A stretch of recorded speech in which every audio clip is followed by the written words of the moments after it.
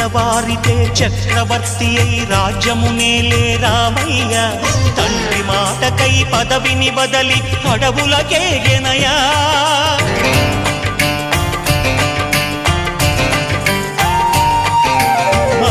జనులను కావగ వచ్చిన మహావిష్ణు అవతారమయ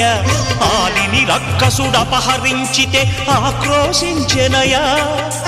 అసురుని త్రుంచి అమ్మను తెచ్చి అగ్ని పరీక్ష విధించెనయా సాగలి నిందకు సత్యము చాటగ కులసతినే విడనాడెనయ నా రాముని కష్టం లోకంలో ఎవరూ పడలేదయ్యా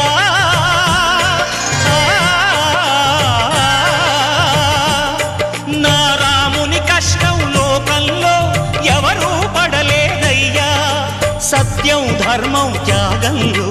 అతనికి సరిలేరయ్యా కరుణా హృదయుడు